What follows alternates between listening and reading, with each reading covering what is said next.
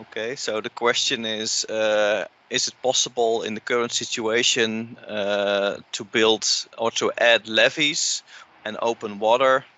And yeah, attached to this, you can also use levees to create side rivers or a lowering of the land. So I think that matches this question as well. So hopefully this will solve all these issues. Okay. Well, to answer your question, that's of course possible. It's good to remember that if you draw an action or do a measure in the future design, you will start a test run, and when you stop the test run, the actions or measures are gone, and you only see the current situation. Yeah. But if you draw in the current situation, you are editing it, and you cannot undo this. So yeah, it's important that you know what you're doing and that you cannot undo your actions. It's also good to work with versions. So you can also go back to a previous version if you are not happy with your editing. Okay, so if you construct something new, then it's better to later on save it, or first save your old project and then start under a new name. Yeah, to create a new version. So you can first create a version with your base, and then, well, you see in this project there are 11 versions. Here something is demolished, here something is reverted. So you can always go back. Oh, I didn't want to demolish it. Let's go to this version. Yeah, okay, clear. Okay, let's start with open water. Open water or water is part of the terrain. So you go in the current situation to terrain, and then you have to uncheck this option. So you can see all the terrain types, the surface and the subsurface terrain types. And there are two water terrain types here. Water is used for large water bodies, and water body is used for like channels or ditches. I don't think there is any difference in the attributes. So you can choose either one of them. And it's also important to remember that if there is a function on the terrain, you first have to remove the function before you can draw water. Okay. So let's say we want to create open water here. We can see that there is crop farming on this parcel. So we first have to remove that. Then we go to buildings and select this parcel. We can see it's now selected because there is a blue line around it. And then you can just click remove here. Okay. And then ask if you are sure. Yes.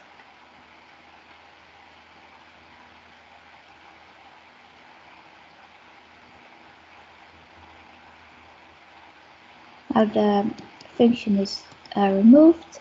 We can see that it's now open land. Okay, if open land means there's no function attached to it. Yeah. Okay, so we go back to terrain and then to water body and then draw area. Then you have your drawing tool, so you can choose for a block selection or, I don't know, a line. Let's do a circle. And then you can just draw where you want your water to be. So by default, the change land height is checked. Then when I do apply selection, it will draw the water.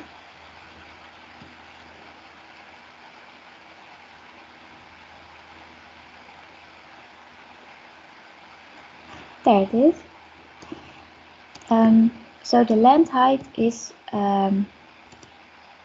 changed. So here the ground height is -4, and in the water it's -6. So in the attributes of the water body, you can see the water depth M.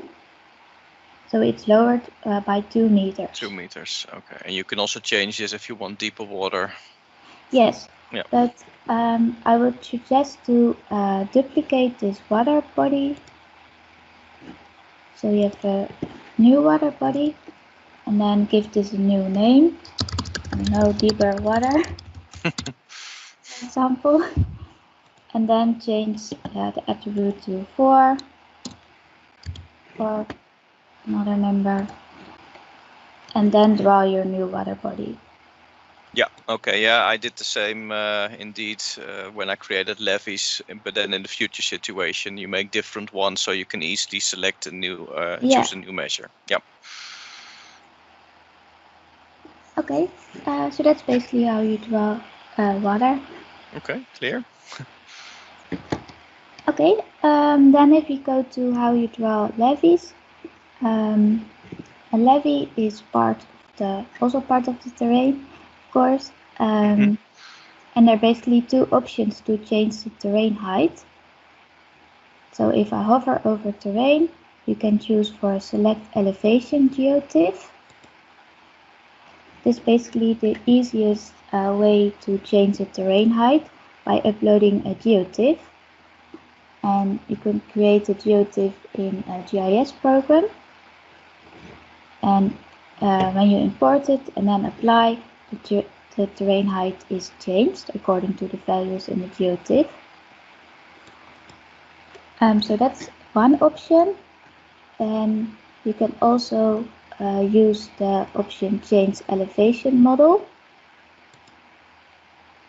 And then you can just draw where you want a levee to be.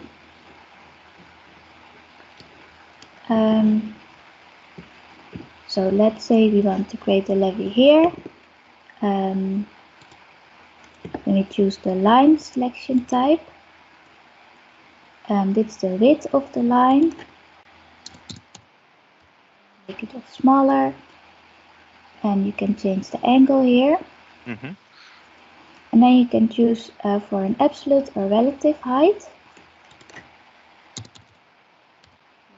Relative height of 2 meters. And then I can just draw the levee. Then when you click apply selection, you can check if this is the levee you want. Maybe it's a bit too small. I can click on reset changes. Okay, so as long as you haven't accepted it, you can still change it. But if you accept it, then it's there and you cannot remove it. Yeah. So if I make it 10 meters wide, for example, click on apply selection, and then if I do click on apply changes, I cannot undo it indeed. Okay. So you see it's calculating the flooding overlay now. Yeah.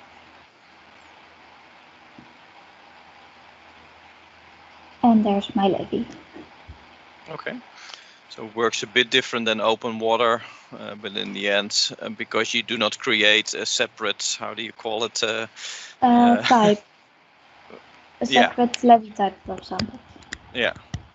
Okay. Yeah. And if you want to, because you can also create a negative levee, so then you create you can, for instance, use it to create a side river or whatever.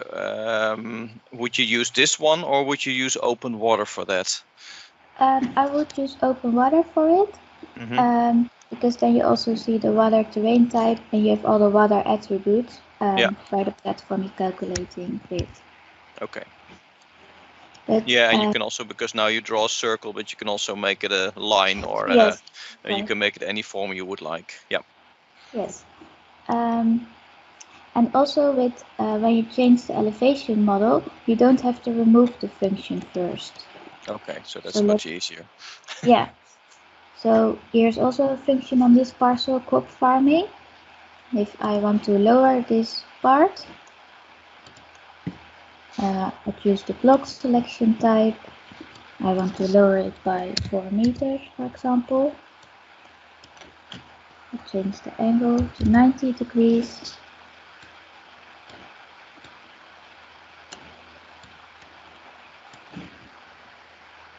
And then apply selection, apply changes. So now I've lowered the land. Yeah, okay.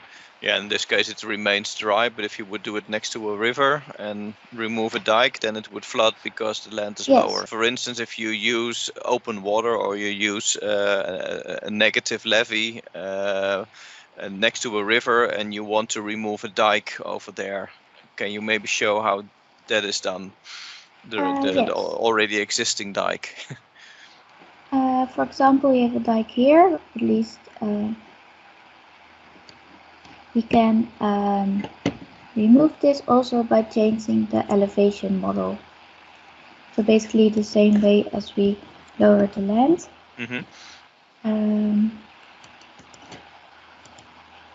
Also when I click here, you see the average height at the selection. It's 2.3. Okay, so you know how much you have to lower it. Yes. Yeah. So let's say we lower it 2 meters. -2.